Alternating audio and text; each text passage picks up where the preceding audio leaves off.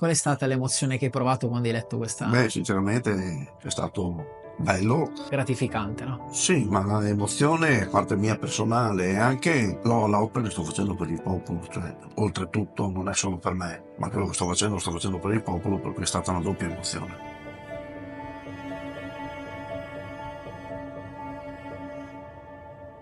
Buongiorno Walter, Buongiorno Emanuele. come stai? Bene, bene, dai. Bene? Sì. Sei teso? Sei rilassato? Rilassato, tranquillo. Ok. Allora, com'è andata la prima puntata, il primo podcast sui Venetkens? Ormai abbiamo pubblicato 5 mesi fa, più o meno, la prima puntata e poi altri contenuti. L'effetto è stato molto molto interessante, in 5 mesi abbiamo raggiunto gli 80.000 visualizzazioni, quasi 1.000 iscritti. Abbiamo raggiunto anche luoghi che non pensavamo di raggiungere, come ad esempio Repubblica Ceca, San Marino, Germania, Brasile. Stiamo raggiungendo anche una fascia molto bassa di età, perché prima all'inizio c'è stata una visualizzazione relativa alle fasce di età dai 35-40 anni in su. Adesso stiamo raggiungendo anche fasce di età molto più giovani, che è quello che a noi interessa maggiormente, far conoscere i giovani. Abbiamo attivato a poco TikTok e anche su TikTok stiamo raggiungendo buoni risultati, per cui siamo molto soddisfatti del lavoro svolto fino ad oggi. Bene, allora per chi non avesse i nostri riferimenti, i vostri riferimenti, li lasciamo comunque qui sotto nella descrizione del video. Incoraggiamo comunque a visitare il canale YouTube ufficiale dei Venetkens e se vogliono anche iscriversi. Le versioni integrali saranno sempre su YouTube, le versioni un po' più piccole li troveranno anche su TikTok. Sì. Ci sono persone che si sono avvicinati al Fronte di Liberazione e hanno deciso di iniziare il percorso per l'autodeterminazione? Allora, abbiamo avuto risultati molto buoni a quel punto di vista lì, abbiamo circa una ventina di persone che ci hanno contattato per quanto riguarda il discorso autodeterminazione, ma la cosa che più ha fatto piacere è il fatto che l'argomento che ha fatto discutere di più e che ha coinvolto più persone, anzi quello che ha fatto più visualizzazioni, è stato quello in merito alle riserve auree della Zecca dello Stato. Nel video raccontiamo appunto del furto dei lingotti d'oro da parte dello Stato italiano del Sud. E questo ha fatto sì che molti del Sud stiano iniziando a vedere in modo diverso i Veneti e ci abbiano prestato, abbiamo ricevuto veramente dei complimenti su questo, perché non siamo andati a denigrare il Sud, anzi siamo andati ad apprezzarlo per quello che hanno subito, così come abbiamo subito noi dall'Unità d'Italia. Questa è una cosa, è un tema che ripercorreremo anche in questa puntata, no? Di cercare di tendere all'unire, non al dividere, e a rispettare anche le proprie origini. L'Italia è piena di popoli, è una forma di rispetto anche dei diritti umani. Sarebbe un'incoerenza fare di tutto per rispettarli e poi tenere divisi o non rispettare i popoli altrui o le abitudini altrui. Ci siamo resi conto che quando tocchi il portafoglio tutti drizzano le orecchie, è normale questo, fa parte della natura umana, ma soprattutto fa parte anche di un periodo storico dove i soldi non ce ne sono più, la famiglia normale italiana non arriva a fine mese. Quindi iniziare a raccontare quello che è successo veramente e iniziare a raccontare quello che in realtà c'è e si può fare, molte persone si stanno svegliando, indirizzando verso un percorso diverso che è quello dei Venetkens. Ecco, perché fondamentalmente uno dei temi trattati è stato proprio quello di poter tutelare le proprie risorse. Esattamente, sì. E questo, come hai detto tu, tocca un bisogno primario, quello di poter difendere quelli che sono i propri guadagni, le proprie proprietà. Quindi in questa puntata invece quali saranno i temi che affronteremo principalmente? Beh, come si parlava nel video precedente, si era deciso di discutere su quello che noi stiamo facendo a livello proprio costruttivo per creare il nostro Stato, perché l'indipendenza l'abbiamo già, dobbiamo attuarla, ma attuarla come? Domani mattina noi buttassimo fuori l'Italia di qua, non avremo la capacità di poter gestire i territori, perché non abbiamo nulla. Non abbiamo una Costituzione, non abbiamo uno Stato, non abbiamo una sanità, una scuola, una Camera di Commercio, una Procura federale e via di seguito, che sono gli argomenti e le cose che stiamo istituendo per prime, per avere le basi per poter andare avanti con la costruzione dello Stato. L'altro argomento che affronteremo sarà il corso leggi, Esatto, che è uno delle attività. le attività che facciamo proprio per tutelare gli autodeterminati, per insegnargli a tutelarsi con le leggi.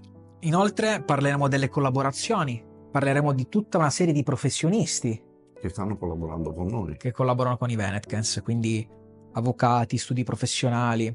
Inoltre ripercorreremo l'aspetto della tutela, quindi come funziona, fin dove puoi essere tutelato Esatto, e quindi fino a che punto puoi applicare i tuoi diritti internazionali. Ad esempio, qui faremo anche un piccolo approfondimento sulla differenza fra il rigetto e il ricorso. e il ricorso, Esatto. molto interessante. Poi toccheremo il tema dei riconoscimenti. Abbiamo ricevuto un riconoscimento internazionale da un altro soggetto giuridico internazionale e di conseguenza è un passo molto importante per noi. L'ultimo argomento che tratteremo sarà la presentazione dell'organizzazione dei Venetcans, quindi andremo un po' più a fondo per capire come è strutturata. Come un apparato statale Ok, e di conseguenza tutti gli organi che compongono l'apparato statale, che non sono ministeri ma sono dicasteri, ma andremo a spiegare come è strutturato. ottimo. Ovviamente io partirei da quello che riguarda la Camera di Commercio, perché La parte economica. la parte economica, quindi uno dei bisogni che avete visto in questi anni è un bisogno fondamentale di tutelare i professionisti. Io partirei dal fatto che se non ci sono soldi non si va da nessuna parte. Di conseguenza la Camera di Commercio penso che sia il passaggio primario di come strutturare lo Stato. Pertanto si è deciso di creare uno statuto della Camera di Commercio Veneta che è esistente, fatto, definito, per cui lo statuto c'è, esiste ed è stato approvato anche dal nostro Consiglio, per cui è a posto, è pronto. Cosa manca? Una cosa importante è un riconoscimento della Camera di Commercio. Il creare questa Camera di Commercio farà sì che le aziende che risiedono nei territori veneti possano iscriversi alla nostra Camera di Commercio, che avrà una tassazione molto molto più bassa dello Stato italiano. Noi vediamo che attualmente, per fare un esempio, l'Olanda ha una tassazione pari al 5% e i più grossi colossi mondiali hanno tutti la sede in Olanda. Parliamo della Stellantis, la Fiat, parliamo di Amazon, parliamo di tutte quelle aziende a livello internazionale, sono tutti là, perché hanno portato la sede fiscale là per pagare le tasse. Intanto la Camera di Commercio andrà a sostituire quello che in Italia è la Camera di Commercio, il Ministero dell'Economia e Finanze e l'Agenzia delle Entrate sostanzialmente, quindi tre enti vengono sostituiti da uno solo, dalla Camera di Commercio. Nella Camera di Commercio chi farà parte del Consiglio della Camera di Commercio ci saranno anche i dipendenti, perché anche i dipendenti stessi godranno della stessa tassazione delle imprese. La tassazione sarà uguale per tutti e dopo ognuno si pagherà il proprio contributi per farsi la pensione privata. È una progettazione completamente diversa da quello che abbiamo visto fino adesso in Italia. Ad oggi, chi si autodetermina con i Venetcans? Cosa ha già oggi, già nel presente? E cosa avrà quindi dopo, nel momento in cui verrà costituita a tutti gli effetti la Camera di Commercio?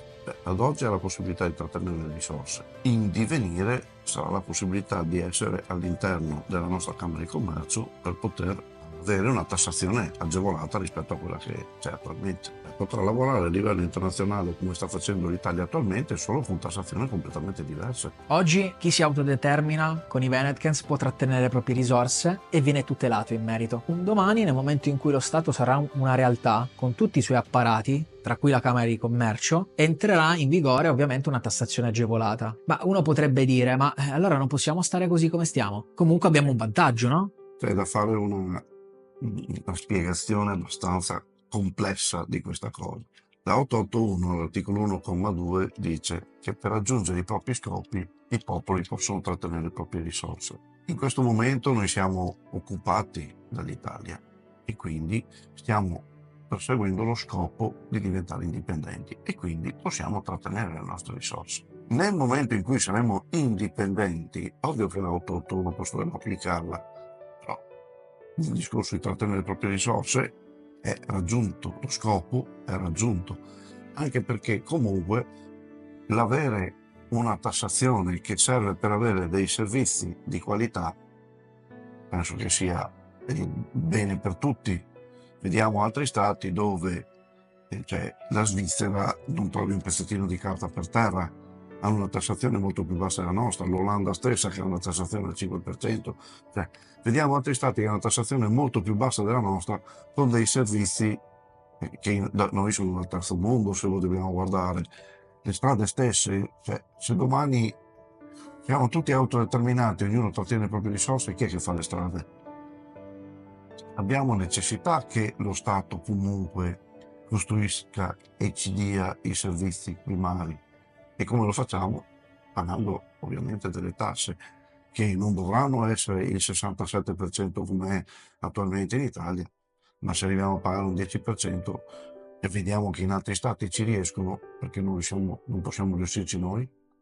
Tu oggi sì, trattieni le risorse se ti autodetermini, ma molte opportunità non le hai, perché comunque i servizi di qualità te li devi sempre pagare, devi andarti a cercare, non c'è un organo che ti tutela in questo. No, non c'è.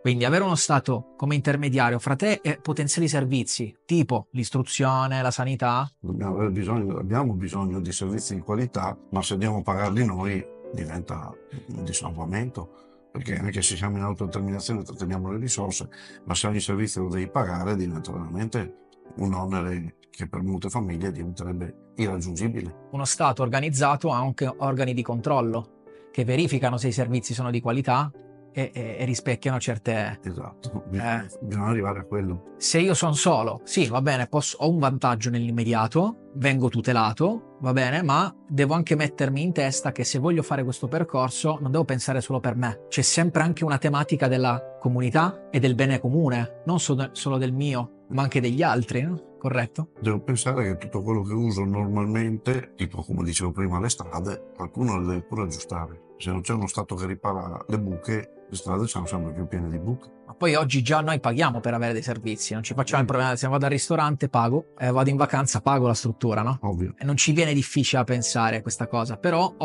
dopo decenni di una mal gestione del denaro è ovvio che quando sentiamo parlare di tasse ci viene l'ansia.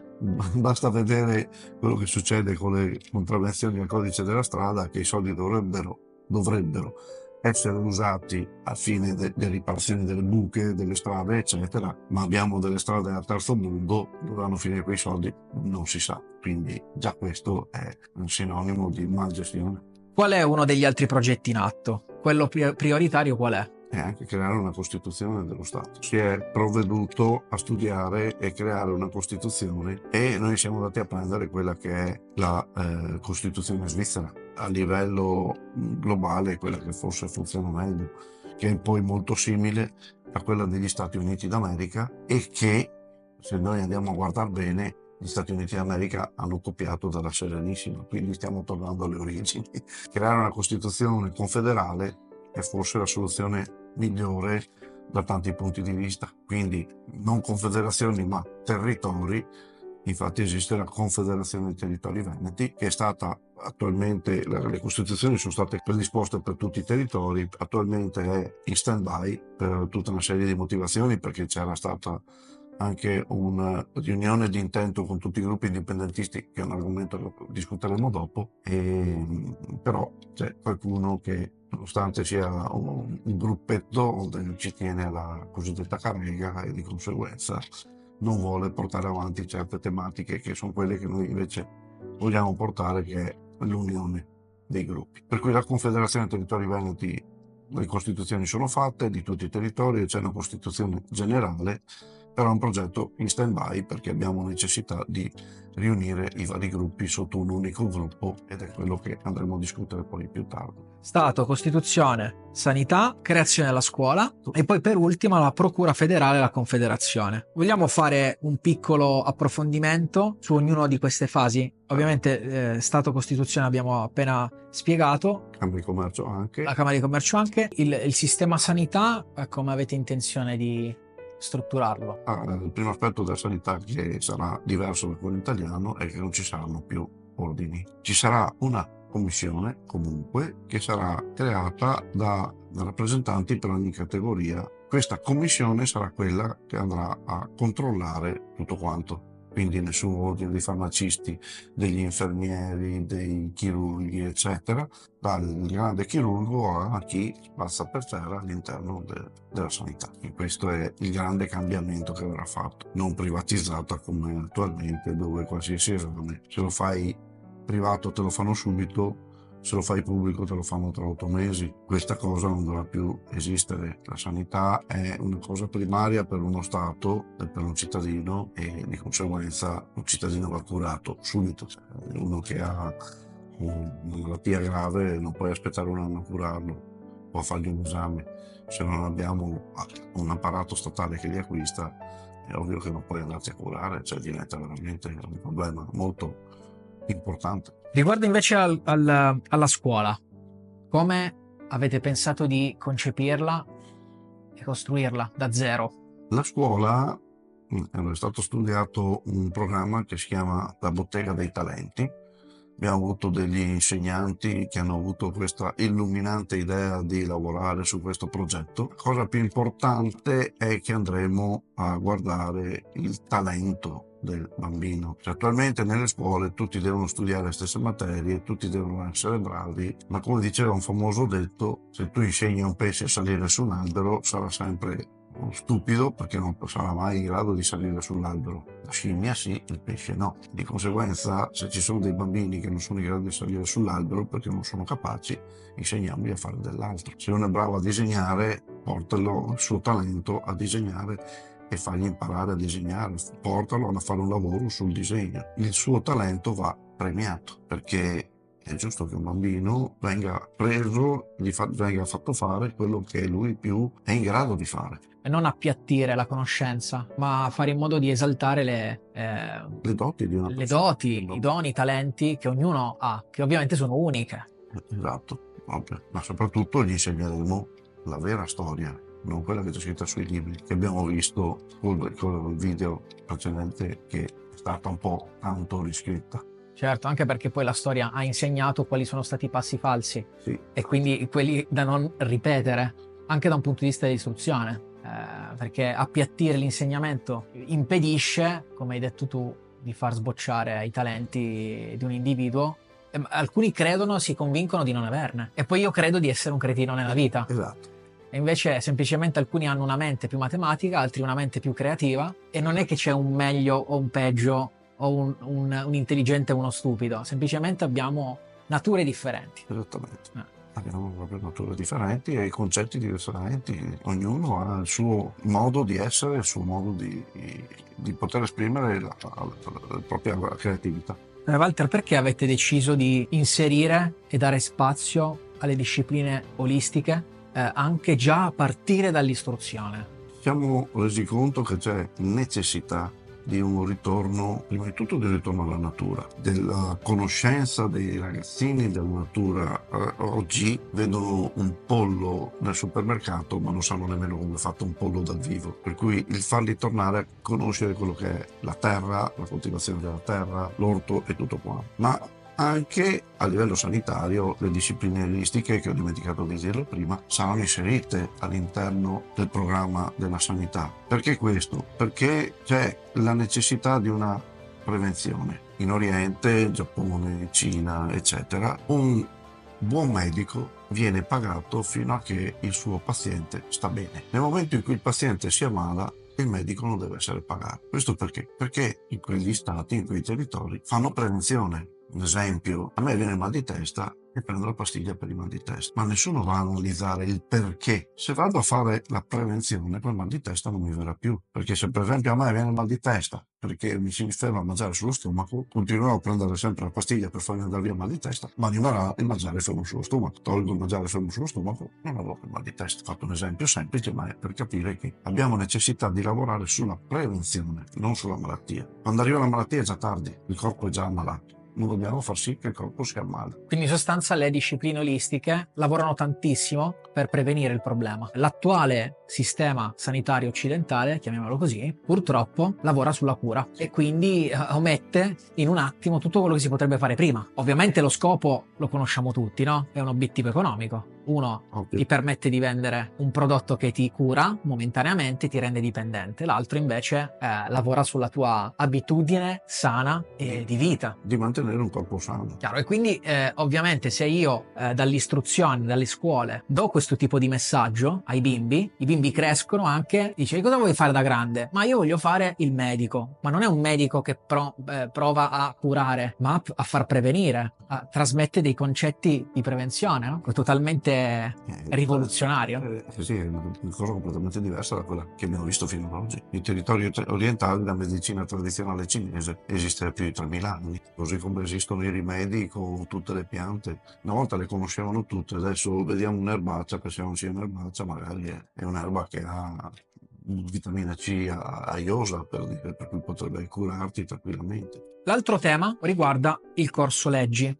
Perché avete voluto dargli così tanto spazio e importanza? Allora, intanto c'è un famoso detto che dice la legge non ammette ignoranza. Anche in funzione di quello che è successo negli ultimi 4 anni, a partire dal 2020, che abbiamo visto ministri utilizzare impropriamente decreti legge, soprattutto utilizzandoli in modo illegittimo e facendo credere che fossero leggi e che devono essere rispettate, quando in realtà erano in contrasto con leggi superiori, cioè tutta una serie di cose che sono state fatte a livello illegittimo e che il popolo normalmente, non sapendo, ha deciso di rispettare, anche se non devono essere rispettate. Per noi autodeterminati c'è la necessità di essere a conoscenza di certe leggi per poterci difendere contro lo Stato italiano, contro le forze dell'ordine, perché sappiamo che sono illegittimi su questi territori, così lo abbiamo spiegato nello scorso video. In funzione di questo abbiamo deciso di istituire questo corso leggi che serve per dare un'infarinatura ai nostri autodeterminati su quali sono le leggi principali da utilizzare per potersi difendere. Intanto abbiamo istituito questo corso leggi che dura una giornata e nel quale noi diamo tutta questa serie di informazioni spiegando le leggi, spiegando come funzionano e spiegando anche tutta una serie di altre cose, tipo come funzionano i rigetti e quant'altro. Quindi quali sono i temi principali che vengono trattati? Allora, i temi principali, adesso li leggo che così vado meglio, sono la legge 881 del 77, il decreto legislativo 212 del 2010, la Costituzione, le leggi internazionali, il soggetto giuridico internazionale, i trust, il legale rappresentante, la tessera sanitaria, il CMOR, ovvero corrispettivo di morosità, la tabula rasa, le leggi sul contante, la fizione giuridica, la gestione dei rigetti, le denunce massive, l'atteggiamento con le forze dell'ordine, come comunicare con le forze dell'ordine, la risposta del MEF, la sentenza di Cassazione di Arafat, detta sentenza Arafat, le regole di scrittura dei riferimenti monetari, l'abuso d'ufficio, il DPR 445 del 2000, la tutela personale, l'UCC, l'Uniform Commercial Code, la cittadinanza e la nazionalità, la Convenzione di Vienna sulla successione degli Stati, la Convenzione di Montevideo, il conto corrente negativo, il problema sanitario che si è sviluppato negli ultimi anni, il fermo amministrativo dell'auto e tante altre cose. Questi argomenti danno modo di fare un po' una fotografia di quello che affronta il corso, per far capire anche quanto è completo. Più o meno si sviluppa il tutto all'interno di una giornata circa. Una giornata circa. Quindi all'interno di una giornata dedicato solo a chi è autodeterminato. Autodeterminato con noi, perché il nostro corso leggi vale solo per chi è autodeterminato con noi. Quindi noi lasciamo magari questi argomenti in sovraimpressione in modo tale che le persone possano anche farsi uno screenshot, perché alcune cose il tema è chiaro, no? È già abbastanza diretto. Certo. In altre magari vi incoraggiamo ad andare su Google, scrivete, magari copiate, fate copia e incolla per capire la legge, di che cosa parla, Sì. perché molti non conoscono neanche l'esistenza Sì. di queste leggi e quindi non conoscono il diritto allegato o connesso adesso. Ecco, uno di questi temi che tu hai affrontato, ed è interessante, è la sentenza della Cassazione sui video alle forze dell'ordine. Come viene affrontato il tema della privacy e dei diritti legati ai video delle forze dell'ordine? Allora, questa è la sentenza numero 10.697 del 24 gennaio 2012, sezione 4. È una sentenza della Corte di Cassazione che praticamente dice che tutto ciò che viene visto dall'occhio può essere videoregistrato. Questo perché? Perché se io sono in piazza e sto camminando in piazza e uno registra, posso dire tu mi hai registrato, sei in piazza, per cui già quello dà l'abito che tu possa essere videoregistrato anche per caso, perché sennò faccio un video in piazza dovrei andare a chiedere a tutti l'autorizzazione. Beh, ovvio, cioè vado a Roma per visitare Roma, se faccio un video non è che posso fisicamente chiedere la liberatoria a tutti, no? Esattamente. Quindi, e da qui partono tutta una serie di considerazioni, anche i video fatti alle forze dell'ordine. Intanto è ammesso videoregistrare le forze dell'ordine, e questo lo prevede sempre questa sentenza, ma soprattutto questa sentenza prevede il fatto che possano essere videoregistrati anche all'interno dei loro locali, perché la caserma dei carabinieri, così come la cosa della polizia, la caserma della polizia, è un luogo pubblico. Essendo un luogo pubblico, io posso videoregistrarlo anche all'interno, quindi posso utilizzare quel video a mia difesa, a mia tutela. Ovvio che quando videoregistro, la prima roba che devo dire è videoregistro a mia tutela e non divulgo. Perché poi è questo, no, il meccanismo che si crea e che passa da lecito a illecito. A illecito. Esatto. Quindi ecco, spieghiamola, perché così diamo anche un piccolo indizio su quella che è la natura del corso leggi per intero. Cioè, questo è un modo in cui si ha consapevolezza di una legge. Sì. Innanzitutto conoscerla e poi come si deve applicare. Ma quando è che diventa illecito? Nel momento in cui io lo registro, non dico nulla e lo posto su Facebook, su Instagram, eccetera. In quel momento io sto facendo un illecito. Ma se io dichiaro, io video registro per mia tutela e non divulgo, perché può servirmi a me, perché in quel caso la gente può fare un qualcosa che è illecito, mi può mettere le mani addosso, qualsiasi altra cosa, mi può servire in tribunale per difendermi contro di lui. Ma poi c'è un altro vantaggio, che è un deterrente. Esatto. Nel momento in cui una persona sa di essere ripresa, sa che non può fare certe cose. Esatto. Quindi si limita magari in un abuso di potere. Questo è solamente un piccolo assaggio. Un piccolo assaggio. Per far capire che per ogni tema che hai elencato prima, c'è tutta una serie di applicazioni delle leggi. E di cose da sviscerare. Bene. I Venetkens hanno un enorme supporto anche da parte di avvocati e studi professionali in tutta Italia. Ti chiedo, Walter, quali professionisti sono coinvolti e in che modo supportano il progetto? A questo riguardo abbiamo collaborazioni con liberi professionisti, avvocati, tributaristi, commercialisti. Questi professionisti sono stati divisi in base alle loro competenze specifiche. E quali aspetti legali o amministrativi sono maggiormente gestiti attraverso queste collaborazioni? Ci sono dei bisogni diffusi, persone che spesso vengono da voi perché hanno un certo tipo di problema? Nel momento in cui gli autodeterminati vengono ai nostri corsi legge si rendono conto di stare subendo degli abusi o delle illegittimità.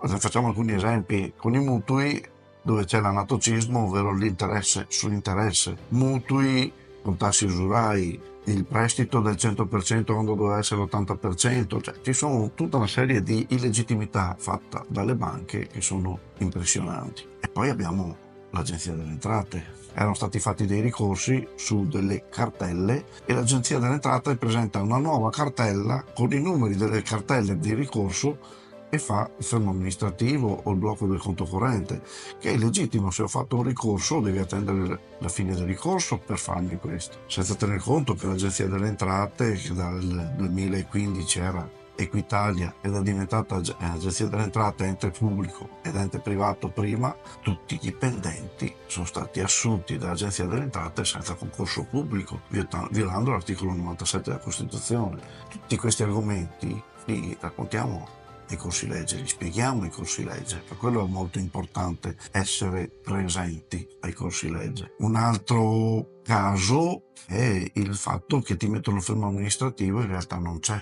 Abbiamo documentazione atta a dimostrare che ti scrivono che c'è il fermo amministrativo, ma in realtà non c'è. Quindi in sostanza i professionisti che collaborano con voi, che hanno competenze specifiche, servono proprio a questo. Quindi ad analizzare tutta una serie di documenti e ad individuare gli illeciti. Esatto, e andare a intervenire su questi illeciti. Se io ho individuato che potrei essere potenzialmente vittima di un abuso, innanzitutto devo autodeterminare. Questo mi permette di accedere a una conoscenza. Non potremmo rendere pubblico tutto. Esatto. Quindi necessita fare i corsi legge, perché ovviamente periodicamente vengono aggiornati. Non è che io lo faccio una volta e ho tutta la conoscenza che mi serve, no? Il consiglio mio è di frequentarli più volte, perché intanto una giornata di corso è bella tosta. I concetti sono tanti, la giornata è pesante e sappiamo perfettamente che una persona media acquisisce un 20% di quello che gli viene spiegato. Frequentare più corsi legge ti dà la possibilità di avere maggiore conoscenza e soprattutto, visto che li aggiorniamo anche con l'implementazione di tutto quello che ne deriva, sei sempre aggiornato su cose nuove. Certo, e poi il fatto di non sapere ti mette anche in una condizione di essere insicuro quando parli. Sì. Quando invece conosci la materia, sai esattamente come rispondere, Esatto. sei più sicuro anche di ciò che stai facendo. Sì. Sapere poi di avere anche i professionisti dalla tua parte, ecco, chiude il cerchio. Non è solo importante sapere conoscere, ma sapere anche, ok, vabbè, ma per me è la prima volta, con chi lo faccio il primo passo? Cioè, se mi devo tutelare, a chi mi affido? Appunto. No, visto considerato che stiamo parlando di questi temi, colgo l'occasione di dire anche ai nostri autodeterminati di frequentarli più e più volte i corsi legge. Molte volte fanno una volta sola pensando di essere a posto, ma sappiate che non siete a posto. Ci siamo resi conto che molti autodeterminati che hanno frequentato una volta il corso leggi poi vediamo che non sono preparati e che ci sono argomenti talmente difficili che facciamo fatica noi, che li facciamo sempre, a districarcene, figuriamoci loro che è la prima volta che lo sentono. Quindi è un invito proprio a essere più formati. Invito tutti i professionisti ad accedere al nostro sito, alla sezione Collabora con noi, e a presentare la loro candidatura per poter iniziare una collaborazione. A proposito di collaborazioni, ovviamente Venetkens non tenta solo di collaborare con professionisti, ma anche con chi ha lo stesso ideale. Sì. Di base. Quindi quando si parla di collaborazioni si parla anche di unire i gruppi di autodeterminati veneti sotto un'unica tutela. Sì. Perché qual è fondamentalmente il bisogno che avete riscontrato? Il bisogno che abbiamo riscontrato è che lo Stato italiano applica il dividi et impera. La nostra volontà è quella di unire tutti i gruppi indipendentisti in un unico gruppo. Stiamo riscontrando notevoli difficoltà. Sappiamo che dalla nostra c'è il programma di tutela che molti altri gruppi indipendentisti non portano avanti, e penso che il tutelare l'autodeterminato a 360 gradi con le sue finanze e con i suoi beni sia l'aspetto primario per far sì più popolo possibile si svegli e arrivi a una coscienza, una conoscenza tale da poter darci appoggio. Ci saranno dei gruppi che probabilmente non decideranno di seguirci. Noi siamo convinti di quello che stiamo facendo e siamo convinti di poter unire tutti i gruppi. Abbiamo fatto qualche accordo con qualche gruppo. Stiamo contattando altri gruppi, abbiamo ricevuto informazioni e richieste da altri gruppi. E un po' alla volta penso che riusciremo a raggiungere questo fine. Se si ha a cuore il bene comune, che è poi quello dell'autodeterminazione del popolo veneto, non bisogna tanto poi pensare al bene proprio, perché magari giustamente uno ha nel suo gruppo è capo, è il leader e quindi dice: se io devo unirmi ad altri perdo quella capacità, quell'ascendente che ho sul gruppo. Io penso invece che lo aumenti. Io sono convinto del fatto che ogni gruppo abbia fatto qualcosa di buono e unendo le forze di tutti i gruppi si possa fare qualcosa di ancora più grande. La mia volontà è quella di prendere il buono da ogni gruppo e unirlo in un unico, tale da creare ancora più forza, perché se andiamo a prendere le cose di ogni singolo e le uniamo insieme creiamo veramente una forza. La nostra problematica è farlo capire ai leader di ogni schieramento. Mi auguro che questo video li raggiunga nel cuore e dia adito al fatto di creare questa unione tutti quanti insieme. In questa sezione parliamo della tutela. Quando un autodeterminato si accorge di essere vittima di un illecito, come si attiva, come funziona? Ovviamente questa tutela viene fatta solo perché è iscritto e autodeterminato con noi. Come funziona? Abbiamo due mail, abbiamo fatto due distinzioni e spiegando le mail spiego anche il perché. C'è la prima mail che è serenissimaconsulenze@gmail.com, che serve per tutti quegli illeciti di cui si parlava prima, quindi i mutui, quindi l'agenzia delle entrate che fa queste cavolate e via di seguito. Per quanto riguarda invece applicare e creare rigetti applicando la 881 del 77, c'è una mail che è tutela@venetkes-gov.org. Qui tutti i nostri autodeterminati iscritti spediscono le varie richieste dagli enti riscossori italiani, quindi il Comune, Tari, Tasi, IMU, l'Agenzia delle Entrate o chi per esso, tutte quelle richieste da parte dello Stato che abbiamo visto nel precedente video è illegittimo, in funzione anche della risposta del Ministero dell'Economia e Finanze che abbiamo pubblicato nel video precedente. Qui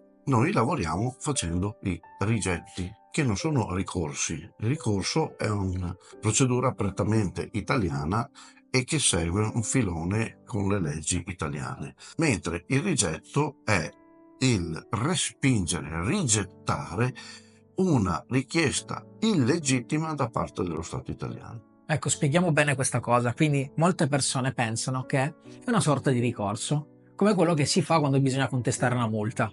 Quello che fate voi cos'è?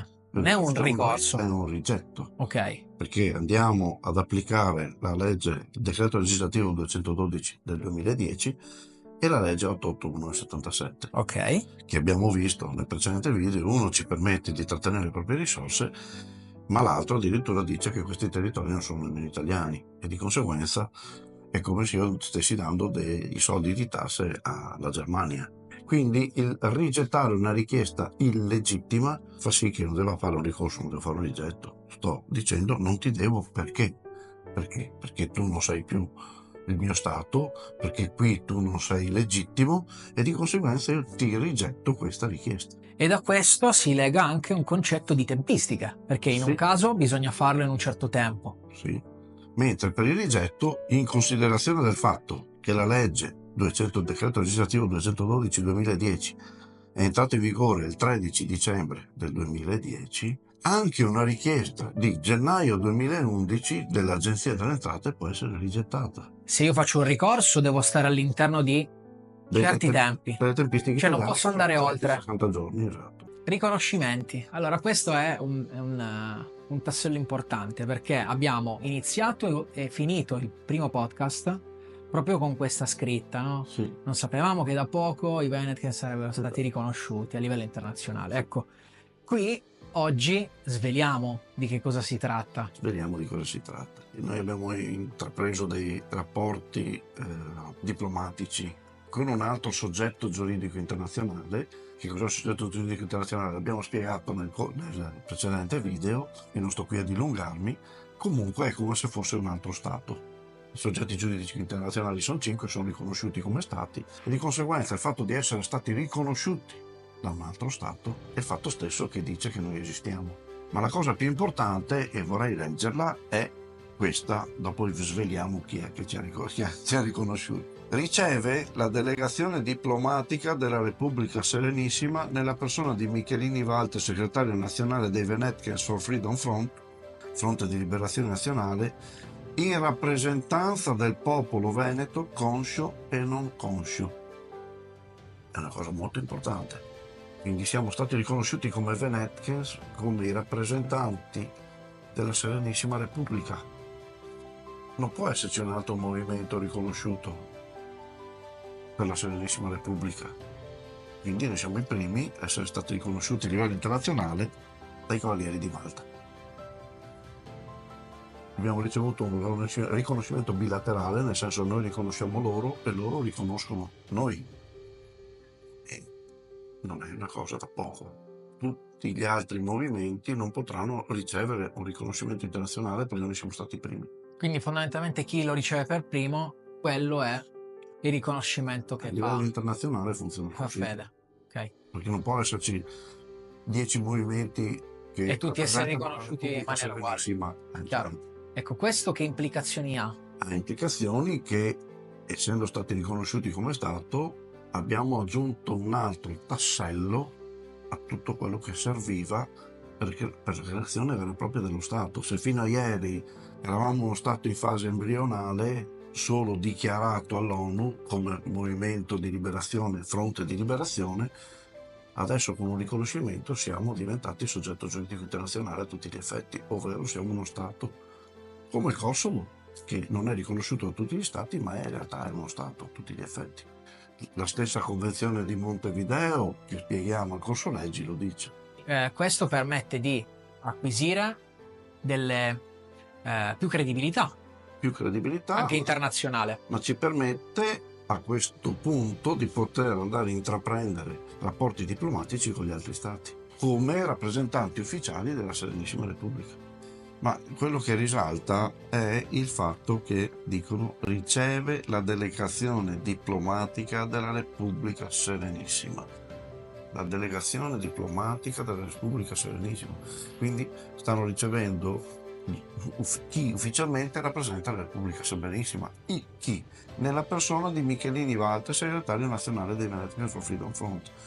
Quindi i Venetian sono stati eletti a rappresentare la Repubblica Serenissima come diplomatici, come delegazione diplomatica della persona di Michelini Walter. Walter, sei tu riconosciuto a tutti gli effetti da un altro soggetto giuridico internazionale. Tra l'altro è il capo di Stato che mi ha ricevuto. Quindi in sostanza tu sei a tutti gli effetti il capo di Stato della Repubblica Serenissima. Ufficialmente sì, in questo caso, da questo momento, essendo stato ricevuto come delegato rappresentante, sì, sono diventato il capo di Stato provvisorio. Qual è stata l'emozione che hai provato quando hai letto questa? Beh, sinceramente, bella tosta. Sì, e anche dopo tutti gli anni. Dopo tutti gli I anni di sacrifici. lavoro, i sacrifici e tutti i lavori, è stato bello, avendo anche mia moglie in fianco, che mi presenta anche oggi, è stato molto bello. Si vede da come me lo stai dicendo che non spara l'emozione. È emozionante. Però credo che quando le persone che si avvicinano al movimento vengono a loro volte liberate Sì. e ottengono dei diritti che prima non avevano, penso che questa sia un'altra emozione gratificante, no? Sì, ma l'emozione, a parte mia personale, e anche l'opera che sto facendo per il popolo, cioè, oltretutto non è solo per me, ma quello che sto facendo per il popolo, perché è stata una doppia emozione. Bello. Sono contento per te. Anch'io sono felice per sono te. contento anche per voi. E per tutti quelli che decidono di E appartenere. per tutti quelli che decidono di appartenere. Però c'è un altro punto importante che parla in rappresentanza del popolo veneto conscio e non conscio. Qual è il popolo veneto non conscio? Sono tutti i veneti che non sanno di quello che sta succedendo, di quello che stiamo portando avanti, ma noi lo stiamo facendo anche per loro. Se oggi un veneto ha capito cosa c'è in ballo, no? Quindi i suoi diritti e l'indipendenza veneta, oggi questa persona non è più non conscia. Esatto. Oggi è consapevole. Diventa consapevole di quello che stiamo facendo. Però gli manca ancora un pezzo. Quindi una volta ci arriviamo. gli manca l'autodeterminazione, quindi deve autodeterminarsi. Esatto. Deve fare i corsi legge. Esatto. Per essere consapevole ancora di più di ciò che può applicare. Sì. E sostenere ovviamente Ovvio. il movimento. L'ultima parte riguarda la presentazione dell'organizzazione dei Venetcans, quindi vogliamo far capire come in questi anni vi siete organizzati per diventare a tutti gli effetti uno Stato. Certo. Allora, non è stato semplice, perché anche trovare collaboratori è difficile, ma sostanzialmente ci stiamo riuscendo. Innanzitutto abbiamo creato dei dicasteri e non dei ministeri. Chi è a capo del dicastero è un cancelliere e non è un ministro. È una differenza a livello di nomina, ma siccome stiamo andando a prendere quello che è la Costituzione svizzera. La Costituzione svizzera è divisa in dicasteri e non in ministeri, quindi abbiamo deciso di mantenere quell'input. Dicasteri sono tanti, ne abbiamo istituiti alcuni perché non sono tutti pronti, ovviamente. Il Dicastero di Comunicazione è il primo che è stato istituito, il Dicastero della Giustizia, della Procura Federale e della Tutela è il secondo Dicastero che abbiamo istituito, perché è quello che ci serve per tutelare gli autodeterminati, ma un po' alla volta ci stiamo sviluppando, creando tutti gli altri dicasteri, che sia quello della sanità, che sia quello della scuola, dei trasporti e tutto quanto. Quindi la struttura sta nascendo. Poi parlavi di un altro dicastero che si occupa? Il Dicastero della Difesa, della Sicurezza, della Tutela e della Procura Federale. Quindi che porta avanti i progetti che abbiamo menzionato all'inizio. Esattamente, sì.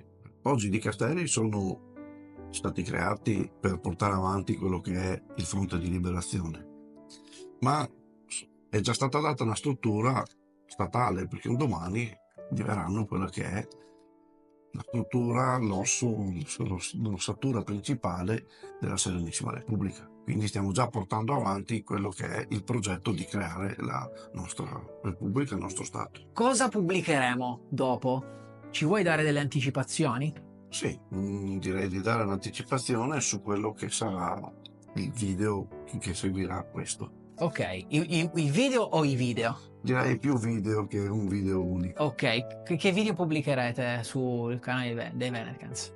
Beh, è giusto dare voce anche al popolo e di conseguenza faremo dei video dove faremo parlare persone semplici, persone che già hanno conosciuto e che hanno deciso di abbracciare il nostro percorso, persone comuni che racconteranno ognuno la propria storia, ognuno il proprio modo di essere, il motivo per cui si sono avvicinati a noi, perché hanno deciso di abbracciare il percorso e anche le loro eventuali vittorie che hanno ottenuto